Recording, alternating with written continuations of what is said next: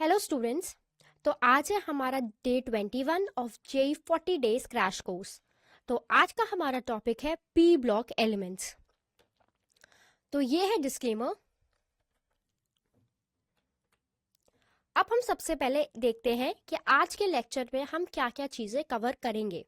तो सबसे पहले हम देखेंगे इंट्रोडक्शन, उसके बाद हम पीरियोडिसिटी देखेंगे, periodicity in properties of P block elements.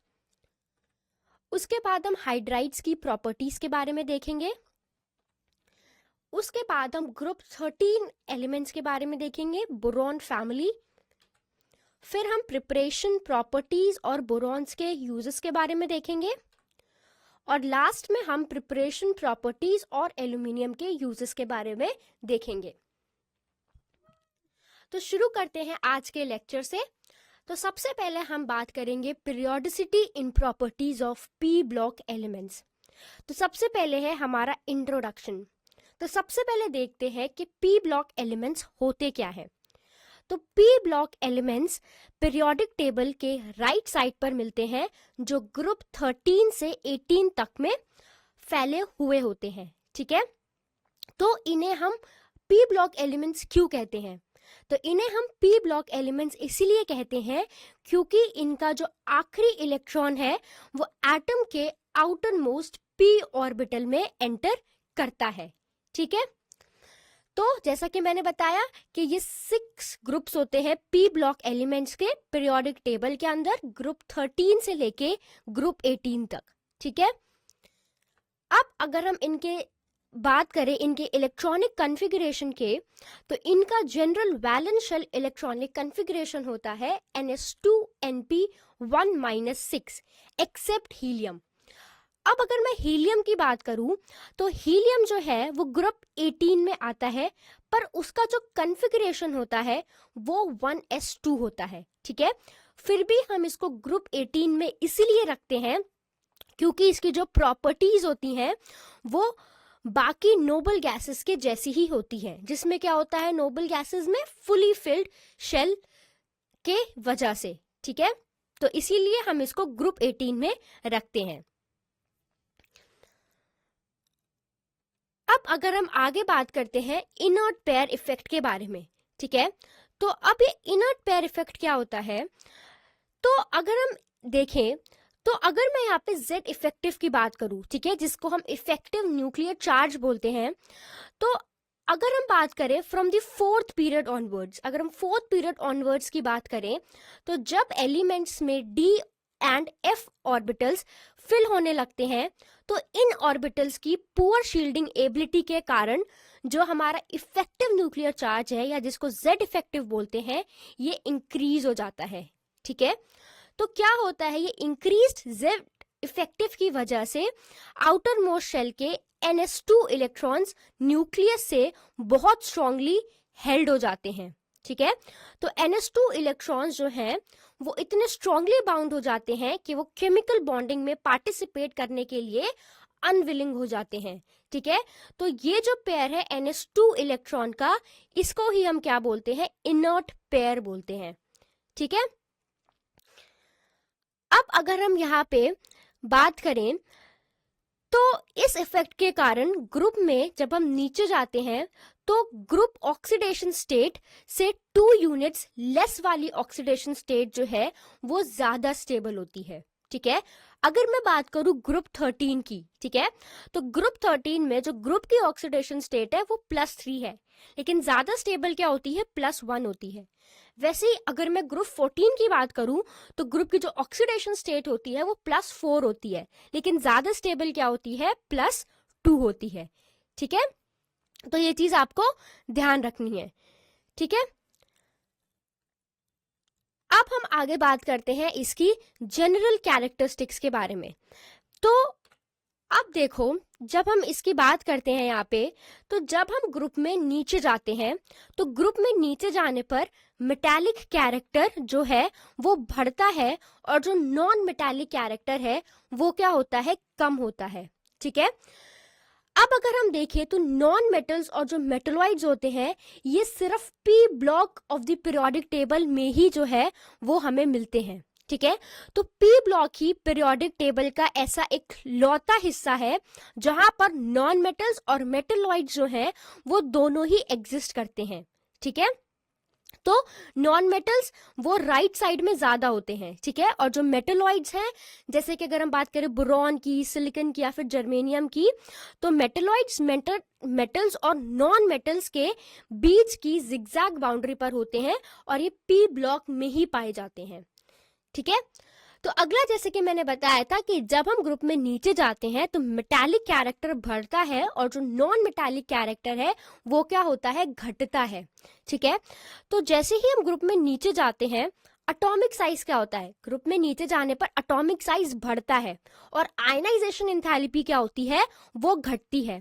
तो इससे क्या होता है, इससे एटम्स के लिए वैलेंस इलेक्ट्रॉन्स को लूज करना आसान हो जाता है, जो कि एक मेटालिक कैरेक्टर क्या बोल सकते हो, निशानी है। ठीक है। तो अगर मैं यहाँ पे बात करूं ग्रुप 14 में, तो ग्रुप 14 में कार्बन जो नॉन मेटल है, सिलिकॉन और जर्मेनियम मेटलॉइड्स हैं, जबकि जो टिन और लेड है वो क्या है, वो मेटल्स हैं। ठीक है। अब अगर हम आगे देखें, तो अगर हम सेकेंड पीरियड एलिमेंट्स की बात करें, तो सेकेंड पीरियड एलिमेंट जैसे कि कार्बन हो गया, नाइट्रोजन हो गया, ऑक्सीजन हो गया या फिर फ्लोरीन हो गया, तो सेकेंड पीरियड एलिमेंट्स में पी पाई मल्टीपल बॉन्ड्स, डबल या ट्रिपल बॉन्ड्स हम जैसे कि बोल सकते हैं, तो इनमें मल्टीपल बॉन्ड्स बनने की तेज टेंडेंसी होती है। ठीक है।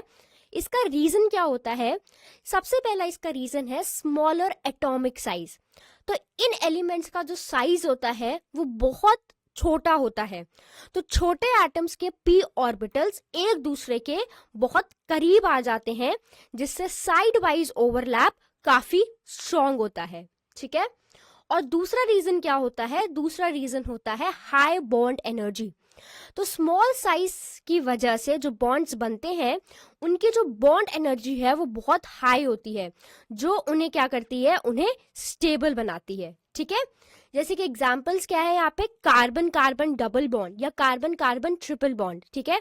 या फिर हम बोल सकते हैं यहाँ पे कार्बन नाइट्रोजन ट्रिपल बॉन्ड भी इसका एक एग्जाम्पल हो सकता है। ठीक है। या फिर कार्बन ऑक्सीजन डबल बॉन्ड, या फिर नाइट्रोजन नाइट्रोजन ट्रिपल बॉन्ड, या फिर ऑक्सीजन ऑक्सीजन डबल बॉन्ड। ठीक है।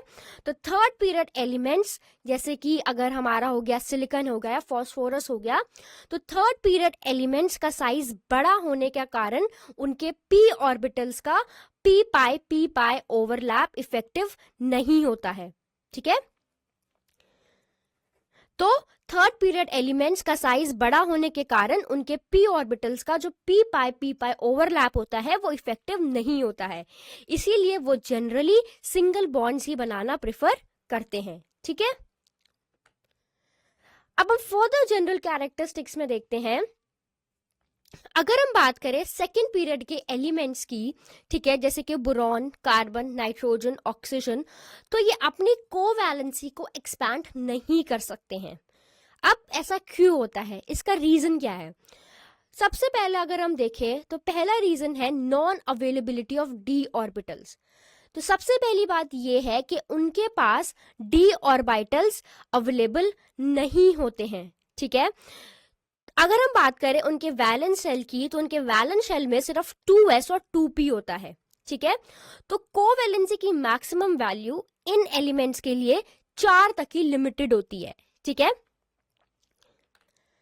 तो अगर हम फर्दर बात करें तो ऐसे एलिमेंट्स के जो हैलाइड्स होते हैं वो इजीली हाइड्रोलाइज्ड नहीं होते हैं। ठीक है। क्योंकि हाइड्रोलिसिस के लिए वाटर मॉलिक्यूल को सेंट्रल एटम पर अटैक करके एक इंटरमीडिएट बनाना पड़ता है। इसके लिए जो सेंट्रल एटम है उसको अपनी कोवैलेंसी एक्सपैंड करनी पड़ेगी, जो कि डी ऑर्बिटल की एब्सेंस में पॉसिबल नहीं है। इसीलिए इनके जो हैलाइड्स होंगे वो इजीली हाइड्रोलाइज्ड नहीं होंगे। ठीक है। तो इसके एग्जाम्पल क्या है, एग्जाम्पल जैसे कि BCl3 हो गया या फिर CCl4 हो गया। ठीक है। तो ये हाइड्रोलाइज नहीं होते हैं या फिर बहुत मुश्किल से होते हैं, हम बोल सकते हैं।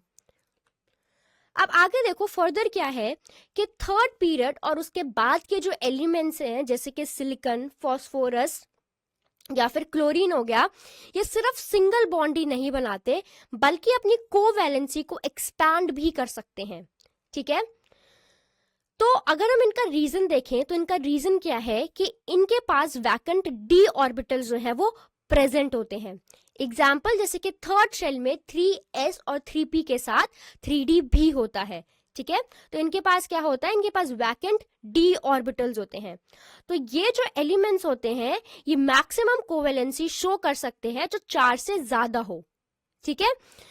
तो ये एम्प्टी डी ऑर्बिटल्स को यूज करके इलेक्ट्रॉन पेयर्स को क्या कर सकते हैं, एक्सेप्ट कर सकते हैं या हाइब्रिडाइजेशन में उसको यूज कर सकते हैं। इसका एग्जाम्पल क्या है, एग्जाम्पल जैसे कि देखो P4 और S8 जैसे बड़े मॉलिक्यूल्स फॉर्म हो सकते हैं। या फिर अगर हम बात करें फॉस्फोरस पेंटाक्लोराइड PCl5, तो PCl5 में फॉस्फोरस की कोवैलेंसी कितनी होती है, 5 होती है, ठीक है। और अगर हम AlF6 3- की बात करें एल्यूमिनियम हेक्साफ्लोराइड आयन की, तो एल्यूमिनियम की जो कोवैलेंसी होती है वो इसमें 6 होती है, ठीक है। अब अगर हम फर्दर देखें इनके जनरल कैरेक्टरिस्टिक्स के बारे में, तो ऑक्साइड्स की नेचर इस बात पर डिपेंड करती है कि वो मेटल का ऑक्साइड है या फिर नॉन मेटल का ऑक्साइड है, ठीक है। अगर मैं बात करूं नॉन मेटल्स की, तो नॉन मेटल्स क्या है, ये एसिडिक या फिर न्यूट्रल होते हैं। अब अगर मैं बात करूं यहाँ पे एसिडिक ऑक्साइड्स की, तो जब ये वाटर के साथ रिएक्ट करते हैं तो ये एसिड बनाते हैं, ठीक है, ठीक है। एग्जाम्पल जैसे कि अगर मैं बात करूं CO2 की, ठीक है, तो CO2 कार्बन डाइऑक्साइड वाटर से रिएक्ट करके कार्बोनिक एसिड बनाता है जो कि H2CO3 होता है, ठीक है। और ये मैंने क्या बताया, या तो ये एसिडिक ऑक्साइड्स होते हैं या तो फिर ये क्या होते हैं, न्यूट्रल ऑक्साइड्स होते हैं। तो अगर मैं न्यूट्रल ऑक्साइड्स की बात करूं, तो न्यूट्रल ऑक्साइड्स में क्या होता है कि ये ना तो एसिड के साथ रिएक्ट करते हैं और ना ही बेस के साथ। एग्जाम्पल होगा जैसे कि CO कार्बन मोनोऑक्साइड, ठीक है, या फिर N2O, ठीक है, ये इसके एग्जाम्पल है।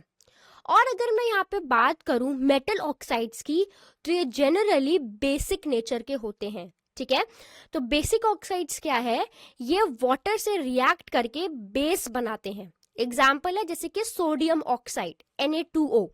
तो Na2O जो है वो वाटर के साथ रिएक्ट करके NaOH बनाता है जिसको हम सोडियम हाइड्रोक्साइड बोलते हैं, ठीक है। अब नेक्स्ट अगर हम बात करें तो जो मेटालॉइड ऑक्साइड्स होते हैं ये जनरली एम्फोटेरिक होते हैं। अब एम्फोटेरिक क्या होता है, एम्फोटेरिक ऐसे कंपाउंड्स होते हैं जो एसिड और बेस दोनों के साथ रिएक्ट कर सकते हैं, ठीक है। इसका एग्जाम्पल क्या होता है, एग्जाम्पल जैसे कि Al2O3, ठीक है, एल्यूमिनियम ऑक्साइड या फिर SnO2 जिसे हम टिन डाइऑक्साइड बोलते हैं, ठीक है। अब यहाँ पे हमें ट्रेंड दिया गया है कि अगर हम बात करें यहाँ पे कि ऑक्साइड की एसिडिक और बेसिक कैरेक्टर पीरियोडिक टेबल में क्या ट्रेंड फॉलो करते हैं, तो देखो अगर हम पीरियड में लेफ्ट से राइट जाते हैं, ठीक है, तो इन अ पीरियड अगर हम लेफ्ट से राइट जाते हैं तो जो एसिडिक कैरेक्टर है वो बढ़ता है। क्यों बढ़ता है, क्योंकि लेफ्ट से राइट जाने पर जो नॉन मेटालिक कैरेक्टर है वो बढ़ता है और नॉन मेटल ऑक्साइड्स जो होते हैं वो एसिडिक होते हैं, ठीक है। और वैसे ही अगर हम ग्रुप में नीचे जाते हैं तो हमारा जो बेसिक कैरेक्टर है वो बढ़ता है। क्यों, क्योंकि ग्रुप में नीचे जाने पर मेटालिक कैरेक्टर बढ़ता है और जो मेटल ऑक्साइड्स होते हैं वो बेसिक होते हैं, ठीक है। अब यहाँ पे देखो नेक्स्ट चीज क्या है कि जनरली जो ऑक्साइड्स होते हैं जिनकी जो ऑक्सीडेशन स्टेट होती है वो ज्यादा होती है, तो oxides with higher oxidation state जो वाले ऑक्साइड्स होते हैं वो नेचर में मोर एसिडिक होते हैं, ठीक है। तो जब अगर हम बात करें जब सेंट्रल एटम की ऑक्सीडेशन स्टेट हाई होती है तो वो इलेक्ट्रॉन्स को अपनी तरफ ज्यादा स्ट्रांगली खींचते हैं, ठीक है, जिससे जो EO बॉन्ड है तो EO बॉन्ड जो है वो पोलर हो जाता है और कंपाउंड जो है वो एसिडिक हो जाता है, ठीक है। जैसे कि एग्जाम्पल अगर हम बात करें सल्फर के ऑक्साइड्स की, तो अगर हम सल्फर के ऑक्साइड्स की बात करें और हम अगर SO2 की बात करें तो SO2 में क्या +4 ऑक्सीडेशन स्टेट होती है, तो ये थोड़ा कम एसिडिक होता है। वही अगर मैं SO3 की बात करूं तो इसमें +6 ऑक्सीडेशन स्टेट होती है, तो ये बहुत ज्यादा एसिडिक होता है, ठीक है। तो आपको क्या याद रखना है कि ऑक्साइड जिनमें ऑक्सीडेशन स्टेट हायर होती है वो ज्यादा एसिडिक होते हैं नेचर में, ठीक है। अब हम बात करते हैं केमिकल प्रॉपर्टीज की। तो इसमें हम बात करेंगे हाइड्राइड्स की प्रॉपर्टीज के बारे में, ठीक है। तो यहाँ पे हम देखेंगे प्रॉपर्टीज ऑफ हाइड्राइड्स। तो यहाँ पे देखो कि अगर हम बात करें basic character of P block hydrides जो है वो घटता है जब हम ग्रुप में नीचे जाते हैं, और जो एसिडिक कैरेक्टर होता है वो बढ़ता है। तो जब हम ग्रुप में नीचे जाते हैं तो ग्रुप में नीचे जाने पर सेंट्रल एटम का साइज जो है वो बढ़ता है। इससे जो एलिमेंट और हाइड्रोजन के जो बॉन्ड है, तो एलिमेंट हाइड्रोजन बॉन्ड की लेंथ क्या है उस वजह से बढ़ती है, और उसकी जो स्ट्रेंथ है वो घटती है। अगर बॉन्ड लेंथ बढ़ेगी तो स्ट्रेंथ क्या होगी, घटेगी ना। तो जब बॉन्ड वीक होता है तो H+ आयन आसानी से रिलीज हो जाता है, और H+ रिलीज करने की टेंडेंसी एसिडिक कैरेक्टर को क्या करती है, बढ़ाती है, ठीक है। तो ये चीज आपको ध्यान में रखनी है। और जब हम पीरियड में लेफ्ट से राइट जाते हैं तो एसिडिक कैरेक्टर क्या होता है, बढ़ता है, ठीक है। और जो बेसिक कैरेक्टर है वो क्या होता है, घटता है। तो जब हम पीरियड में लेफ्ट से राइट जाते हैं तो जो इलेक्ट्रोनेगेटिविटी होती है वो बढ़ती है। तो ज्यादा इलेक्ट्रोनेगेटिव एटम के साथ हाइड्रोजन एटम अटैच्ड होने पर हाइड्रोजन पर पार्शियल पॉजिटिव चार्ज बढ़ता है, जिससे H+ रिलीज करना आसान हो जाता है। इसी वजह से जो एसिडिक कैरेक्टर है वो भी क्या हो जाता है, इंक्रीज हो जाता है, ठीक है। एग्जाम्पल देखो यहाँ पे क्या दिया है कि ग्रुप में नीचे जाने पर जो बेसिक कैरेक्टर है वो क्या होता है, घटता है। तो सबसे ज्यादा NH3, फिर PH3 और फिर ASH3, ठीक है। तो अमोनिया जो है वो सबसे ज्यादा बेसिक है, ठीक है। और अगर हम नेक्स्ट एग्जाम्पल देखें यहाँ पे, तो पीरियड में लेफ्ट से राइट जाने पर बेसिक कैरेक्टर क्या होता है, डिक्रीज होता है, ठीक है। जिसमें जो NH3 है वो सबसे ज्यादा बेसिक है, जो H2O है वो बीच में है, आप उसको न्यूट्रल बोल सकते हो या फिर एम्फोटेरिक, और जो HF है वो स्ट्रॉन्ग एसिड है, ठीक है। अब अगर हम बात करें थर्मल स्टेबिलिटी की, तो हाइड्राइड्स की थर्मल स्टेबिलिटी ग्रुप में नीचे जाने पर घटती है, ठीक है। इसका रीजन क्या है कि जब हम ग्रुप में नीचे जाते हैं तो सेंट्रल एटम का साइज क्या होता है, बढ़ता है। अब सेंट्रल एटम का साइज बढ़ने का कारण बॉन्ड लेंथ क्या होती है, उसकी वजह से बढ़ जाती है। तो लंबा बॉन्ड क्या होता है, कमजोर होता है, और इसीलिए उसे तोड़ने के लिए हमें कम एनर्जी चाहिए होती है, यानी थर्मल स्टेबिलिटी जो होती है वो कम हो जाती है, ठीक है। तो अगर हम यहाँ पे बात करें तो हाइड्राइड्स की थर्मल स्टेबिलिटी के बारे में अगर बोलें, तो हाइड्राइड्स का थर्मल स्टेबिलिटी ग्रुप में नीचे जाने पर घटने के कारण उनकी जो रिड्यूसिंग एजेंट की तरह वो क्या करते हैं, एक्ट करने लगते हैं, ठीक है। तो यहाँ पे देखो लिखा है कि जो थर्मल स्टेबिलिटी होती है हाइड्राइड्स की वो डिक्रीज होती है जब हम नीचे जाते हैं, ड्यू टू विच जो उनकी टेंडेंसी होती है एज अ रिड्यूसिंग एजेंट की तरह काम करने की, वो इंक्रीज हो जाती है डाउन द ग्रुप, ठीक है। तो जब बॉन्ड कमजोर हो जाता है तो हाइड्राइड आसानी से हाइड्रोजन जो है वो रिलीज कर देता है। तो हाइड्रोजन रिलीज करने की टेंडेंसी रिड्यूसिंग पावर को क्या होती है, बढ़ाती है, ठीक है। जैसे कि अगर हम बात करें ग्रुप 15 में, तो BiH3 जो है वो सबसे स्ट्रॉन्ग रिड्यूसिंग एजेंट है, ठीक है। अब फर्दर अगर हम प्रॉपर्टीज ऑफ हाइड्राइड्स के बारे में देखें, तो ग्रुप में नीचे जाने पर हाइड्राइड्स का जो बॉन्ड एंगल है वो डिक्रीज होता है, ठीक है। तो इसका रीजन क्या है, अगर हम देखें इसका रीजन जो है, तो ऐसा सेंट्रल एटम के साइज में इंक्रीज होने की वजह से होता है, ठीक है। तो जब हम ग्रुप में नीचे जाते हैं सेंट्रल एटम का जो साइज है वो क्या होता है, बढ़ता है। तो साइज बढ़ने पर सेंट्रल एटम की जो इलेक्ट्रोनेगेटिविटी है वो घटती है। इसे bonding electron pair central atom से दूर चला जाता है, ठीक है। तो बॉन्डिंग पेयर के बीच का रिपल्शन कम हो जाता है, और इसीलिए जो बॉन्ड एंगल है वो क्या हो जाता है, श्रिंक हो जाता है या फिर छोटा हो जाता है।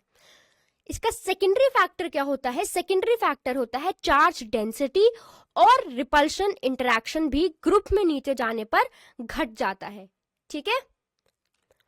अब अगर हम यहाँ पे एग्जाम्पल देखें, तो अगर हम बात करें ग्रुप 16 हाइड्राइड्स में बॉन्ड एंगल का ऑर्डर, तो यहाँ पे देखें सबसे ज्यादा किसका है, H2O का है, फिर H2S का है, और फिर किसका है, H2SE का है, ठीक है। तो अगर हम बात करें, अगर सेंट्रल एटम सेम पीरियड से बिलोंग करते हैं तो उनकी सेम हाइब्रिडाइजेशन है, तो जैसे जैसे नंबर ऑफ लोन पेयर्स बढ़ती है तो जो बॉन्ड एंगल है वो क्या होता है, डिक्रीज हो जाता है। ठीक है, तो इसका जो मेन रीजन होता है वो क्या होता है, लोन पेयर रिपल्शन सबसे ग्रेटर होता है as compare to lone pair bond pair repulsion. किससे बड़ा होता है, बॉन्ड पेयर रिपल्शन से। ठीक है, तो जैसे लोन पेयर्स की जो वैल्यू है वो बढ़ती है, वो बॉन्डिंग पेयर्स को ज्यादा जोर से पुश करती है। ठीक है, जिससे जो बॉन्ड एंगल है वो क्या हो जाता है, कम हो जाता है। ठीक है, एग्जाम्पल देखो, जैसे कि CH4 का सबसे ज्यादा है, फिर अमोनिया और फिर वाटर। तो अगर मैं CH4 की बात करूं, मिथेन की, तो ऑक्सीजन पे क्या होता है यहाँ पे, अगर मैं CH4 की बात करूं तो यहाँ पे कोई भी लोन पेयर नहीं होता है, इस पे 0 लोन पेयर होता है, तो ये परफेक्ट टेट्राहेड्रल होता है और इसका बॉन्ड एंगल क्या होता है, 109.5 डिग्री। वही अगर मैं अमोनिया की बात करूं तो इस पे 1 लोन पेयर होता है, तो रिपल्शन की वजह से क्या होता है, जो बॉन्ड एंगल है वो 107 हो जाता है, घट जाता है। ठीक है, और H2O में क्या होता है, 2 लोन पेयर होते हैं, तो स्ट्रॉन्गेस्ट रिपल्शन की वजह से जो बॉन्ड एंगल है वो और भी कम हो जाता है और कितना होता है, 104.5 डिग्री हो जाता है। ठीक है, अब अगर हम आगे देखते हैं, तो अगर हम बॉइलिंग पॉइंट की बात करते हैं, तो अगर हम हाइड्राइड्स का बॉइलिंग पॉइंट देखें तो वो नीचे जाने पर क्या होता है, इंक्रीज होता है। ठीक है, तो boiling point of hydrides group में नीचे जाने पर इंक्रीज होता है। इसका रीजन क्या है कि ग्रुप में जब हम नीचे जाते हैं तो जो मॉलिक्यूलर मास होता है वो बढ़ता है, तो मॉलिक्यूलर मास बढ़ने से जो वैंडरवाल फोर्सेस होते हैं वो भी बढ़ते हैं। तो ज्यादा वैंडरवाल फोर्सेस होने की वजह से लिक्विड को गैस में कन्वर्ट करने के लिए ज्यादा एनर्जी चाहिए होती है, इसीलिए जो बॉइलिंग पॉइंट है वो भी क्या होता है, बढ़ता है। अब इसमें कुछ एक्सेप्शंस हैं इस केसेस में, तो अगर हम देखें तो इस जनरल ट्रेंड के कुछ एक्सेप्शंस हैं, जैसे कि HF, H2O और NH3। तो HF, NH3 और H2O में इंटरमॉलिक्यूलर हाइड्रोजन बॉन्डिंग होती है, तो हाइड्रोजन बॉन्डिंग एक एक्स्ट्रा स्ट्रॉन्ग अट्रैक्टिव फोर्स है। तो इस स्ट्रॉन्ग बॉन्डिंग के कारण इन मॉलिक्यूल्स को लिक्विड से गैस में कन्वर्ट करने के लिए बहुत ज्यादा एनर्जी की जरूरत पड़ती है, जिससे क्या होता है, जिससे इनका जो बॉइलिंग पॉइंट है वो बहुत ज्यादा हाई होता है as compare to heavier group members. ठीक है, तो वही बात मैंने यहाँ पे बताई है कि इनमें क्या होता है, इनमें इंटरमॉलिक्यूलर हाइड्रोजन बॉन्डिंग होती है, जिसकी वजह से इनका जो बॉइलिंग पॉइंट होता है वो बहुत ज्यादा हाई होता है। ठीक है, अब हम अगर बात करें unique behaviour of first element in each group की, तो अगर हम यहाँ पे बात करें ऐसा क्यों होता है, तो P ब्लॉक के हर ग्रुप में जो पहला एलिमेंट है, जैसे कि नाइट्रोजन, ऑक्सीजन, कार्बन, बोरॉन या फ्लोरीन, ये अपने ग्रुप के बाकी एलिमेंट से कुछ अलग बिहेव करते हैं, तो इसके कुछ पर्टिकुलर रीजंस होते हैं। ठीक है, सबसे पहला रीजन क्या है, इनका छोटा साइज। तो स्मॉल साइज पहले एलिमेंट का जो एटॉमिक साइज होता है वो बहुत छोटा होता है। दूसरा रीजन है इनकी हाई इलेक्ट्रोनेगेटिविटी, तो छोटे साइज की वजह से इनकी जो इलेक्ट्रोनेगेटिविटी होती है वो काफी ज्यादा होती है। और तीसरा रीजन क्या है, non availability of D orbitals. ठीक है, तो सेकेंड पीरियड के एलिमेंट्स के वैलेंस शेल में डी ऑर्बिटल्स अवेलेबल नहीं होते हैं, इसकी वजह से ये अपनी कोवैलेंसी जो है वो एक्सपैंड नहीं कर सकते हैं और पी पाई मल्टीपल बॉन्ड्स बनाते हैं। ठीक है, अब हम बात करते हैं ग्रुप 13 एलिमेंट्स की, तो अब हम किसकी बात करेंगे, बोरॉन फैमिली की। ठीक है, तो यहाँ पे ग्रुप 13 के एलिमेंट्स क्या है, boron, aluminium, gallium, indium, thallium. ठीक है, तो अगर हम इनके नेचर की बात करें, इनके एलिमेंट्स के नेचर की यहाँ पे, तो यहाँ पे जो बोरॉन है ये क्या है, एक नॉन मेटल है, जबकि ग्रुप के बाकी सभी मेंबर जैसे कि एल्यूमिनियम, गैलियम, इंडियम, थैलियम, ये सारे क्या है, ये सभी मेटल्स हैं। ठीक है, तो बोरॉन क्या है, एक नॉन मेटल है, बाकी जो रेस्ट ऑफ द मेंबर्स है वो कौन है, वो मेटल्स है। तो अब इनकी कुछ इंपॉर्टेंट प्रॉपर्टीज देखते हैं। सबसे पहले देखो इनका इलेक्ट्रॉनिक कॉन्फ़िगरेशन। तो ग्रुप 13 एलिमेंट्स का general valence shell electronic configuration क्या है, NH2 NP1। इसका मतलब ये है कि इनके वैलेंस शेल में 3 इलेक्ट्रॉन्स होते हैं, 2 s ऑर्बिटल में और 1 p ऑर्बिटल में। अब देखो, सबसे पहले मैं बात करती हूँ ग्राउंड स्टेट की। तो ग्राउंड स्टेट का जो इलेक्ट्रॉनिक कॉन्फ़िगरेशन है वो क्या है, ns2np1। ठीक है, तो ns में क्या होता है, 2 पेयर्ड इलेक्ट्रॉन्स हैं और np में क्या है, एक अनपेयर्ड इलेक्ट्रॉन्स है। तो अगर मैं इसकी मैक्सिमम कोवैलेंसी की बात करूं ग्राउंड स्टेट में, तो ग्राउंड स्टेट में क्या होता है, सिर्फ एक अनपेयर्ड इलेक्ट्रॉन होता है। तो सिर्फ एक अनपेयर्ड इलेक्ट्रॉन होने की वजह से ये सिर्फ एक बॉन्ड बना सकते हैं। ठीक है, अब हम बात करते हैं इसकी एक्साइटेड स्टेट की। तो जब एलिमेंट को एनर्जी मिलती है तो ns ऑर्बिटल का एक इलेक्ट्रॉन प्रमोट होकर वैकेंट np ऑर्बिटल में चला जाता है। तो अब इसकी कॉन्फ़िगरेशन क्या है, ns1 np2। तो ns में क्या है, एक अनपेयर्ड इलेक्ट्रॉन है और np में क्या है, 2 अनपेयर्ड इलेक्ट्रॉन्स हैं। तो अगर मैं इसकी मैक्सिमम कोवैलेंसी की बात करूं एक्साइटेड स्टेट में, तो बताओ कितनी होगी, 3 होगी। ठीक है, तो एक्साइटेड स्टेट में 3 अनपेयर्ड इलेक्ट्रॉन होने की वजह से ये elements generally +3 oxidation state show करते हैं और ये 3 बॉन्ड्स बना सकते हैं। ठीक है, तो अब हम अगर केमिकल प्रॉपर्टीज की बात करें ग्रुप 13 के एलिमेंट्स की, तो उनकी जो ऑक्सीडेशन स्टेट्स होती हैं वो +3 और +1 होती हैं। ठीक है, जैसा कि अभी हमने देखा पहली स्लाइड में। तो 2 मेन ऑक्सीडेशन स्टेट्स होती हैं, +3 और +1। तो अगर मैं बात करूं +3 ऑक्सीडेशन स्टेट की, तो ग्रुप में नीचे जाने पर क्या होता है, +3 ऑक्सीडेशन स्टेट की जो स्टेबिलिटी होती है वो डिक्रीज होती है। ठीक है, और +1 ऑक्सीडेशन स्टेट की अगर मैं बात करूं, तो ग्रुप में नीचे जाने पर +1 ऑक्सीडेशन स्टेट की जो स्टेबिलिटी होती है वो बढ़ती है। ठीक है, ऐसा क्यों होता है, इसका रीजन है इनर्ट पेयर इफेक्ट। ठीक है, तो ग्रुप में नीचे जाने पर जो इनर्ट पेयर इफेक्ट होता है वो क्या होता है, इंक्रीज होता है। ठीक है, तो अब इनर्ट पेयर इफेक्ट क्या है, जैसा कि मैंने बताया था कि जो हेवियर एलिमेंट्स हैं, तो हेवियर एलिमेंट्स में इनर d और f ऑर्बिटल्स की पुअर शील्डिंग की वजह से ns2 वैलेंस इलेक्ट्रॉन्स न्यूक्लियस से बहुत स्ट्रांगली हेल्ड रहते हैं। इसकी वजह से ये जो ns2 इलेक्ट्रॉन्स है ये बॉन्डिंग में हिस्सा लेने के लिए आप बोल सकते हो रिलक्टेंट हो जाते हैं, यानी वो इनर्ट हो जाते हैं।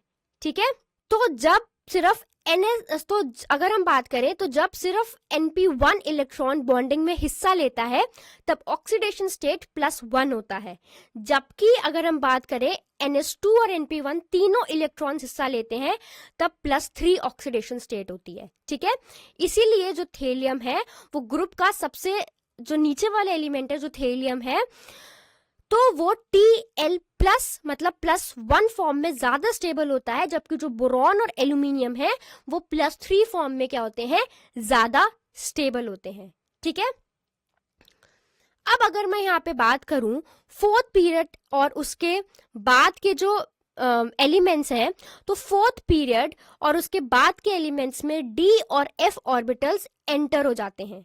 ठीक है, तो यहाँ पे क्या होता है, ये d और f और जो ये d और f इलेक्ट्रॉन्स हैं, ये d और f इलेक्ट्रॉन्स वैलेंस इलेक्ट्रॉन्स को न्यूक्लियस के चार्ज से ठीक से शील्ड नहीं कर पाते हैं। ठीक है, इससे जो इफेक्टिव न्यूक्लियर चार्ज है Z इफेक्टिव वो क्या हो जाता है, बढ़ जाता है और न्यूक्लियस वैलेंस इलेक्ट्रॉन्स को ज्यादा जोर से अपनी तरफ खींचते हैं।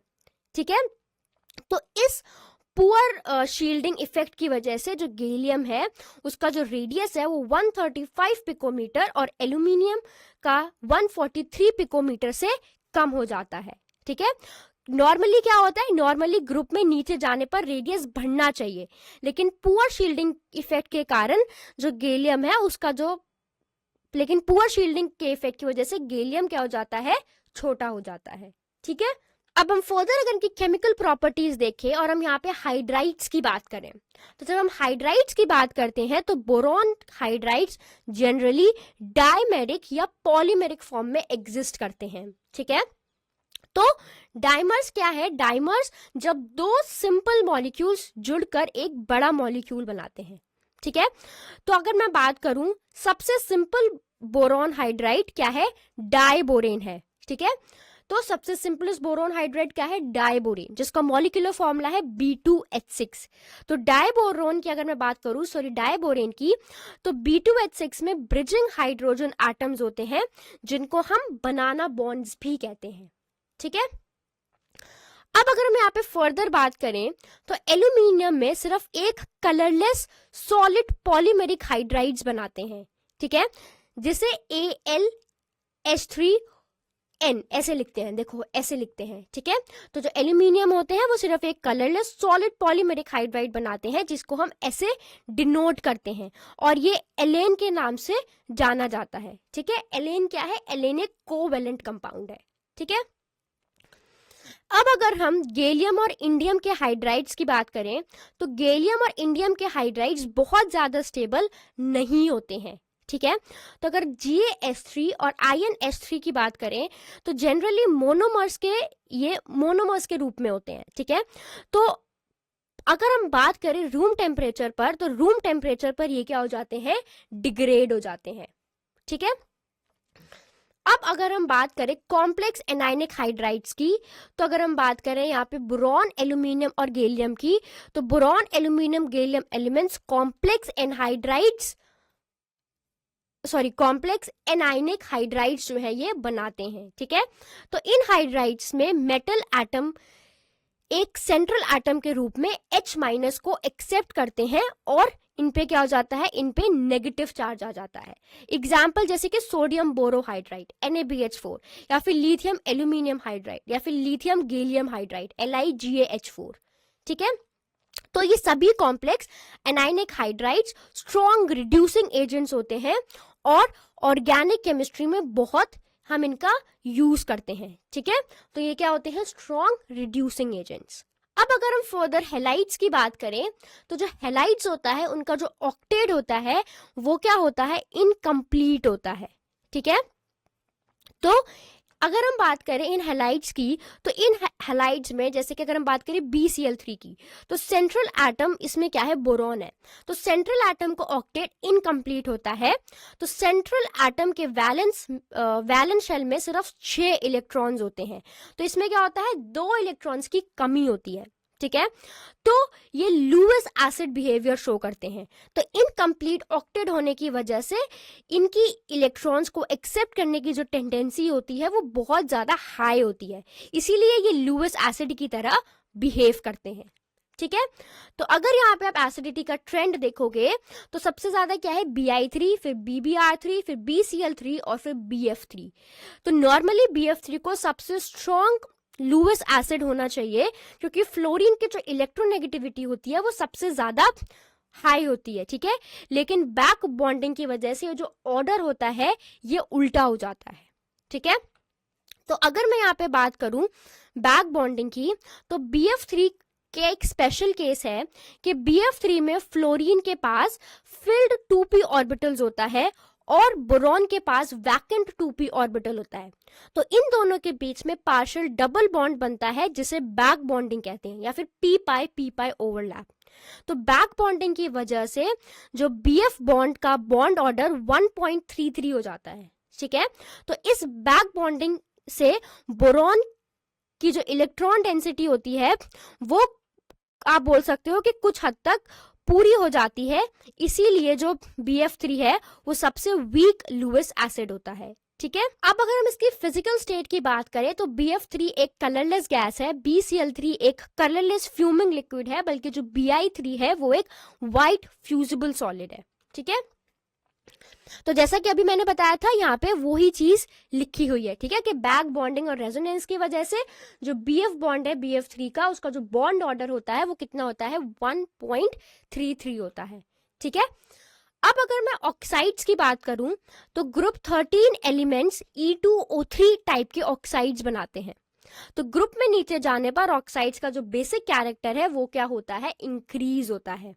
ठीक है, जब हम ग्रुप में नीचे जाते हैं तो नीचे जाने पर क्या होता है, मेटालिक कैरेक्टर इंक्रीज होता है और मेटालिक ऑक्साइड्स जो होते हैं वो बेसिक होते हैं। ठीक है, अब अगर मैं B2O3 की बात करूं, बोरॉन ऑक्साइड, तो ये वीकली एसिडिक होते हैं। ठीक है, तो ये कैसे होते हैं, वीकली एसिडिक होते हैं। और अगर मैं Al2O3 की बात करूं, एल्यूमिनियम ऑक्साइड, तो ये एम्फोटेरिक होते हैं, मतलब एसिड और बेस दोनों से रिएक्ट करते हैं। और बाकी जो अदर ऑक्साइड्स हैं जैसे कि Ga2O3 या फिर In2O3, ये अगर मैं बात करूं Ga2O3 की, तो ये एम्फोटेरिक से बेसिक की तरफ शिफ्ट होते हैं। और In2O3 और Tl2O3 ये बेसिक इन नेचर होते हैं। ठीक है, अब हम बात करते हैं बोरॉन के कंपाउंड्स के बारे में।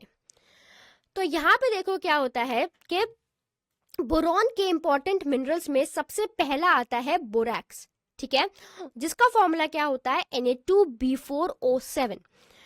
दूसरा है ऑर्थोबोरिक एसिड। ठीक है, तो ऑर्गेनिक केमिस्ट्री में बोरॉन का एक साइड प्रोडक्ट भी मिलता है जो एक इंपॉर्टेंट कंपाउंड है, जिसको हम क्या बोलते हैं, H3BO3, या फिर इसे हम BOH होल थ्राइस के फॉर्म में भी लिख सकते हैं। और एक इंपॉर्टेंट मिनरल है केर्नाइट, जिसका फॉर्मूला क्या है, Na2B4O7.4H2O। ठीक है, तो अगर हम देखें तो आजकल बोरॉन के इलेक्ट्रोलिसिस के थ्रू एक फ्यूज्ड मिक्सचर, अगर हम बात करें तो बोरॉन को इलेक्ट्रोलिसिस के थ्रू एक फ्यूज्ड मिक्सचर से ऑब्टेन किया जाता है, जिसमें जो बोरिक एनहाइड्राइड होता है B2O3, मैग्नीशियम ऑक्साइड और मैग्नीशियम फ्लोराइड, इसमें ये शामिल होते हैं। और ये प्रोसेस 1100 डिग्री सेल्सियस टेम्परेचर पर होता है। ठीक है, तो आप ये रिएक्शन देखो, यहाँ पे जब MgO है, जब हम MgO को हीट किया जाता है तो ये किस में ब्रेक होता है, Mg+O2 में। ठीक है, और जब हम इसको 1100 डिग्री सेल्सियस पर बोरिक एनहाइड्राइड के साथ रिएक्ट करते हैं तो ये हमें बोरॉन और MgO देता है। ठीक है, अब यहाँ पे देखो कि बोरॉन जो है वो दो फॉर्म्स में मिलता है, क्रिस्टलीन और अमॉर्फस। तो क्रिस्टलीन बोरॉन हमें B2O3 को एल्यूमिनियम पाउडर से रिड्यूस करने पर मिलता है। तो यहाँ पे देखो इसकी रिएक्शन दी गई है कि जो B2O3 है, जब आप इसको एल्यूमिनियम के साथ रिएक्ट करते हो तो ये 2B + Al2O3 देता है। ठीक है, अब अगर हम बोले तो जो कम शुद्धता या फिर लो प्योरिटी वाला जो अमॉर्फस बोरॉन है, उसको हम क्या बोलते हैं, मुसाइन बोरॉन बोलते हैं। ठीक है, इसका जो कलर होता है, जो रंग होता है, वो कैसा होता है, ब्लैक होता है। ठीक है, अब हम बोरॉन की फिजिकल प्रॉपर्टीज के बारे में बात करते हैं। तो बोरॉन जो है वो दो एलोट्रोपिक फॉर्म्स में होता है। ठीक है, अमॉर्फस और क्रिस्टलीन। ठीक है, तो अगर मैं बात करूं यहाँ पे, तो क्रिस्टलीन बोरॉन है वो केमिकली इनर्ट होता है, यानी कम रिएक्ट करता है। और जो अमॉर्फस बोरॉन है वो केमिकली एक्टिव होता है। ठीक है, तो यहाँ पे जो बोरॉन है, बोरॉन हीट और इलेक्ट्रिसिटी का बैड कंडक्टर होता है। ठीक है, अब अगर हम यहाँ पे फर्दर बात करें यहाँ पे अमॉर्फस बोरॉन की, तो अमॉर्फस बोरॉन को जब 700 डिग्री सेल्सियस पर अगर हम बोले एयर मतलब नाइट्रोजन और ऑक्सीजन के साथ हीट करते हैं तो वो ऑक्साइड और नाइट्राइड का मिक्सचर देता है। ठीक है, तो अगर हम ऑक्सीजन के साथ देखें तो जब बोरॉन तो ये अगर ऑक्सीजन के साथ देखें तो ये बोरॉन ट्राइऑक्साइड बनाता है। तो यहाँ पे रिएक्शन देखो 4B + 3O2 गिव्स 2B2O3। और अगर हम देखें नाइट्रोजन के साथ तो ये बोरॉन नाइट्राइड बनाता है, तो 2B + N2 गिव्स 2BN। ठीक है, अब अगर हम यहाँ पे देखें तो बोरॉन को ऑक्सीडाइजिंग एसिड जैसे कि कॉन्सेंट्रेटेड H2SO4 या HNO3 से अटैक किया जाता है। तो जब बोरॉन को हम HNO3 से रिएक्ट करते हैं तो बोरिक एसिड और NO2 बनता है। बोरिक एसिड क्या है, H3BO3।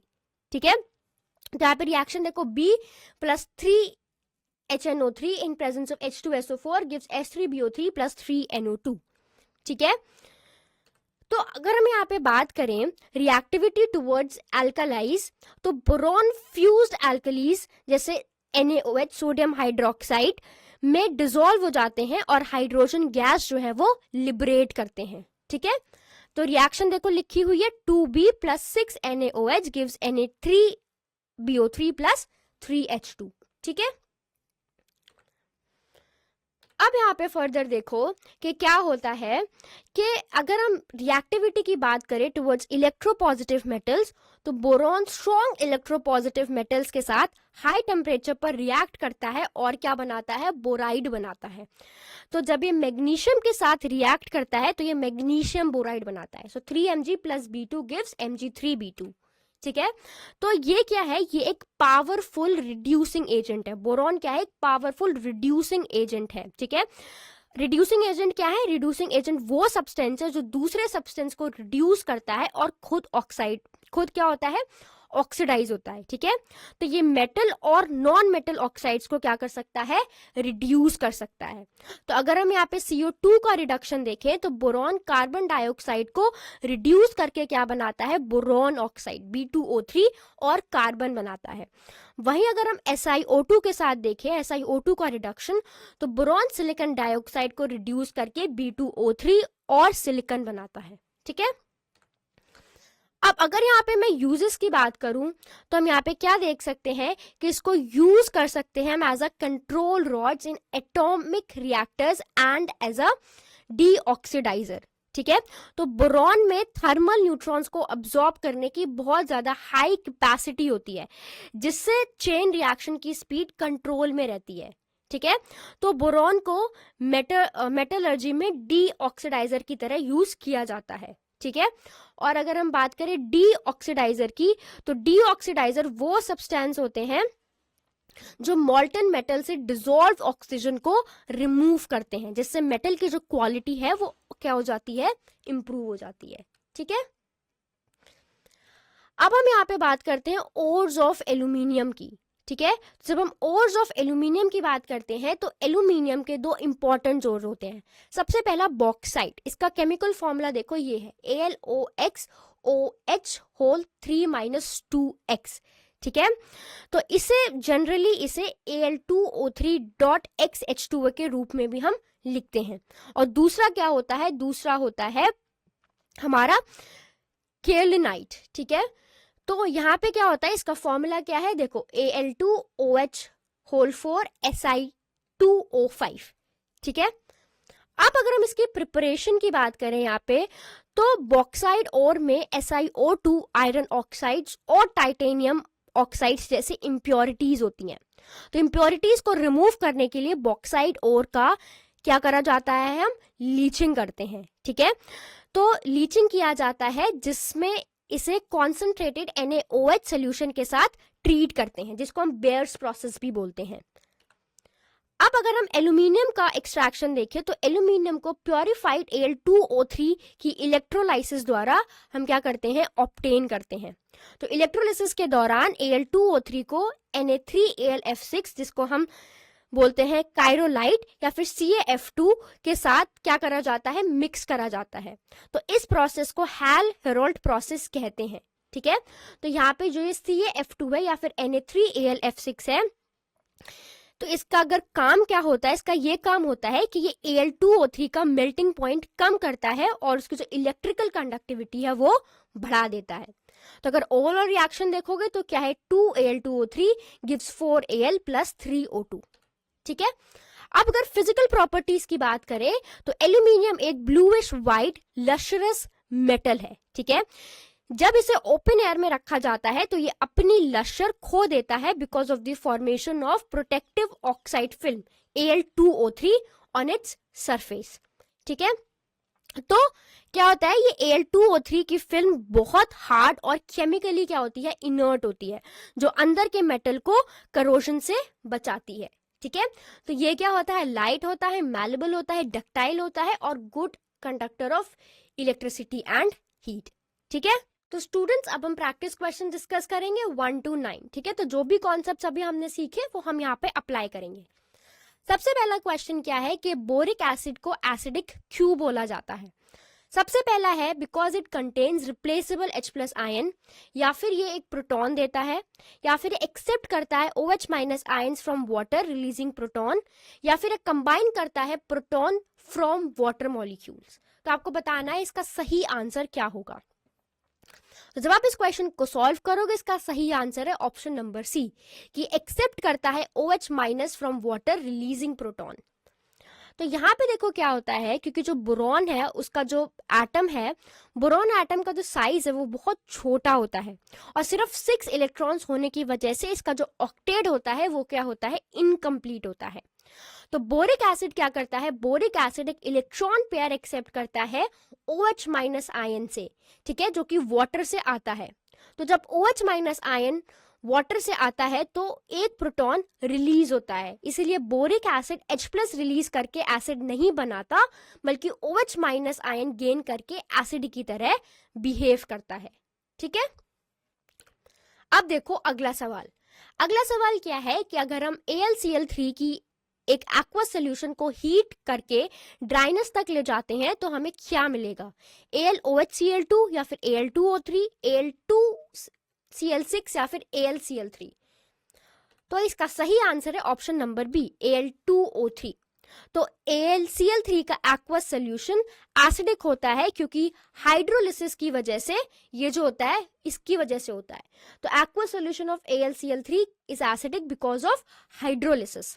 तो इसकी रिएक्शन देखो क्या है कि जब AlCl3 को हम H2O के साथ रिएक्ट करते हैं तो हमें क्या मिलता है, AlOH whole thrice plus 3HCl।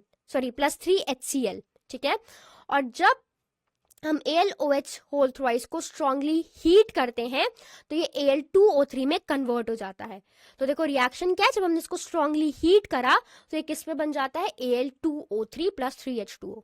तो हमारा सही आंसर क्या है, ऑप्शन नंबर बी, Al2O3। ठीक है, अगला सवाल देखो क्या है कि बोरॉन जो है वो इनमें से कौन सा एनायन नहीं बना सकता, BF63 minus, BH4, BOH4 minus या फिर BO2 माइनस। तो इसका सही आंसर होगा ऑप्शन नंबर ए, जो कि है BF63 माइनस। ठीक है, ऐसा क्यों होगा, देखो जब हमने बोरॉन की बात करी थी तो मैंने आपको इसका इलेक्ट्रॉनिक कॉन्फ़िगरेशन बताया था। ग्राउंड स्टेट में क्या है, 1s2 2s2 2p1, मतलब सिर्फ एक अनपेयर्ड इलेक्ट्रॉन है। ठीक है, और जब इसको एनर्जी मिलती है तो ये यहाँ से एक इलेक्ट्रॉन 1s से कहाँ चला जाता है, 2p में, एक्साइटेड स्टेट में। तो अब हमारे पास यहाँ पे 3 अनपेयर्ड इलेक्ट्रॉन्स है। ठीक है, तो क्या हुआ, तो अगर हम इसके एक्साइटेड स्टेट की बात करें तो हमारा कॉन्फ़िगरेशन क्या है, यहाँ पे 2s1 2p2, तो हमारे पास 3 अनपेयर्ड इलेक्ट्रॉन्स है। तो अगर हम देखें तो इसकी जो मैक्सिमम कोवेलेंसी है वो क्या है, सिर्फ 4 होगी। जो फोर्थ लोन पेयर है वो अकोमोडेट हो जाता है इस एम्प्टी ऑर्बिटल में, तो इसकी जो मैक्सिमम कोवेलेंसी शो कर सकता है वो कितनी है, 4 है। बल्कि अगर हम यहाँ पे बात करें BF63 माइनस की, तो इसके पास d ऑर्बिटल की एब्सेंस होती है। तो d ऑर्बिटल की एब्सेंस की वजह से मैक्सिमम कोवेलेंसी 4 होती है, क्योंकि ये अपनी कोवेलेंसी 4 से ज्यादा एक्सपैंड नहीं कर सकता, इसीलिए ये BF63 माइनस जो है ये नहीं बना सकता।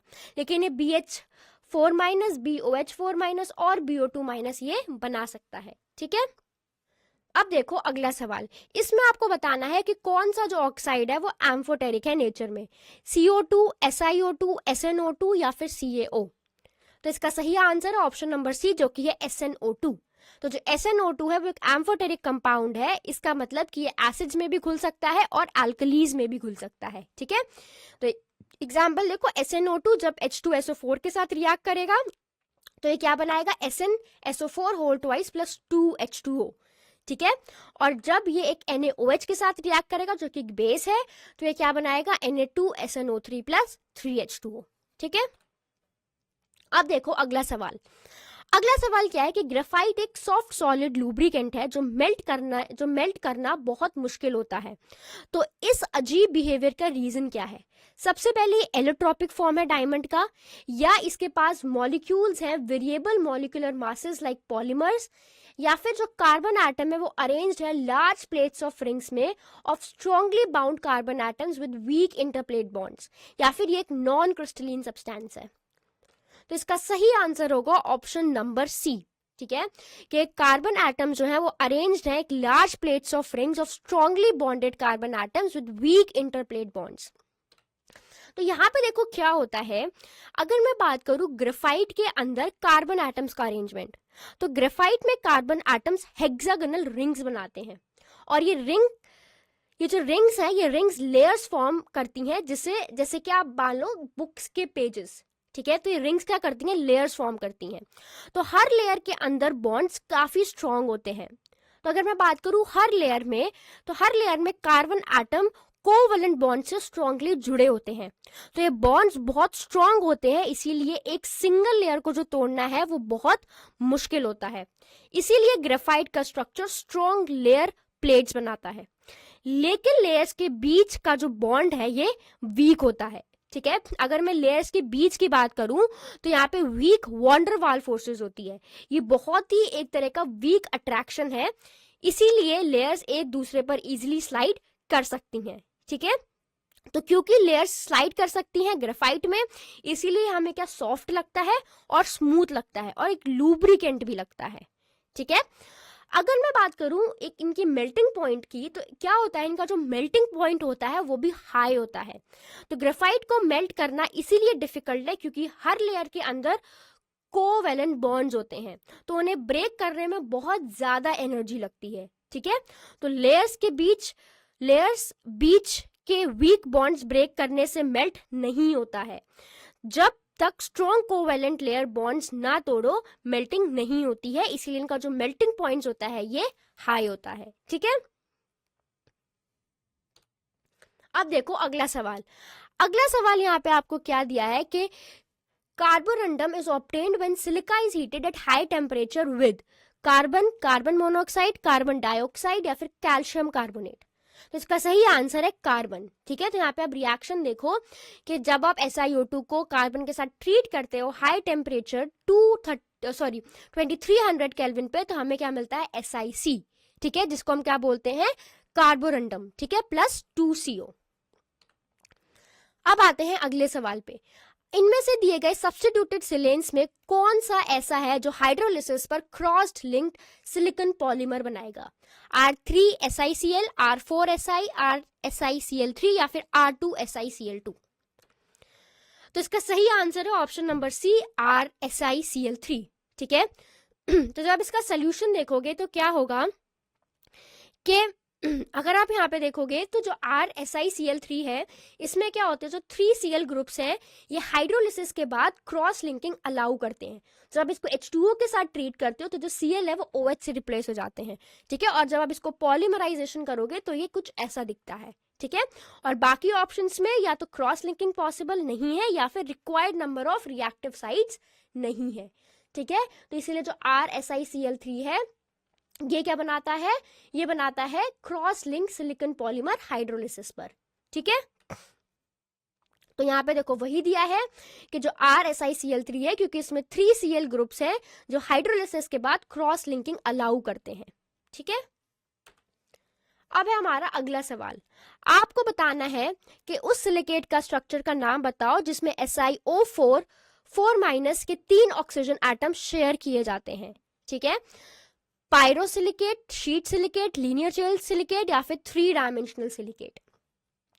तो इसका सही आंसर है option number B, sheet silicate. ठीक है, तो यहाँ पे देखो क्या होता है कि सिलिकेट्स का स्ट्रक्चर एक्सरे डिफ्रैक्शन मेथड्स की मदद से पाया गया है। ठीक है, तो इसमें क्या होता है, अगर हम बात करें सिलिकेट यूनिट की, तो हर सिलिकेट का बेसिक यूनिट होता है Si4 4-। ठीक है, जो टेट्राहेड्रन है, मतलब एक सिलिकॉन एटम सेंटर में और 4 ऑक्सीजन जो एटम्स होते हैं वो कॉर्नर्स पर होते हैं। तो जब एक SiO4 टेट्राहेड्रन 3 ऑक्सीजन एटम्स को अपने पास वाले टेट्राहेड्रा के साथ शेयर करता है, जब tetrahedra side by side spread हो जाते हैं। ठीक है, तो ये शेयरिंग एक लार्ज शीट जैसा स्ट्रक्चर बना देती है, इसीलिए हम इसको क्या बोलते हैं, शीट सिलिकेट बोलते हैं। ठीक है, तो हर टेट्राहेड्रन 3 ऑक्सीजन एटम्स जो है वो शेयर करेगा। एक ही डायरेक्शन में क्या होगा, कॉन्टिन्यूअस ज्वाइनिंग होती रहेगी। तो इसके रिजल्ट की वजह से क्या होगा, रिजल्ट से एक 2D शीट बन जाती है। इसके बीच में लेयर्स एक के ऊपर एक जो होते हैं वो स्टैक हो जाते हैं। ठीक है, तो जब हम इसके जनरल फॉर्मूला की बात करें तो ये है इसका जनरल फॉर्मूला, Si2O5N2N-। तो ये फॉर्मूला इसीलिए होता है क्योंकि 3 ऑक्सीजन शेयरिंग के बाद इफेक्टिव कॉम्पोजिशन Si2O5 फॉर्म होती है। ठीक है, अब है अगला सवाल। तो सीमेंट प्लास्टर की क्योरिंग में पानी समय समय पर छिड़का जाता है। ठीक है, तो इसके क्या है, ऑप्शंस क्या हैं। This helps in keeping it cool, उसको ठंडा रखता है। डेवलप करता है interlocking needle like crystals of hydrated silicates, या फिर hydrating sand and gravel mixed with cement, ठीक है, मतलब सैंड और ग्रेवल जो सीमेंट के साथ मिक्स है वो हाइड्रेट होते हैं। या फिर फोर्थ ऑप्शन है कि सैंड जो है वो कन्वर्ट होती है सिलिसिक एसिड में। तो इसका सही आंसर है ऑप्शन नंबर बी, ठीक है, कि developing interlocking needle like crystals of hydrated silicates, ठीक है। तो कैल्शियम एल्यूमिनेट्स और सिलिकेट्स की हाइड्रेशन जो सीमेंट के सेटिंग में इन्वॉल्व होती है, ये एक एक्सोथर्मिक प्रोसेस होती है, मतलब यहाँ हीट रिलीज होती है, ठीक है, इसीलिए सीमेंट स्ट्रक्चर्स को ठंडा करना पड़ता है। तो अगर ये एक्सोथर्मिक प्रोसेस है तो क्या हो रहा है, हीट एनर्जी बाहर आ रही है। तो सेटिंग के दौरान क्या होता है, इसमें जो पानी होता है ये छिड़कना पड़ता है, जिससे सीमेंट स्ट्रक्चर्स को ठंडा करना पड़ता है। इसीलिए सीमेंट के स्ट्रक्चर पर पानी छिड़का जाता है ताकि जो हीट रिलीज हो रही है वो ठंडी हो सके, ठीक है। So thank you so much students, I hope जो क्वेश्चंस हमने डिस्कस करे वो आपको समझ आए होंगे। Thank you so much for your attention.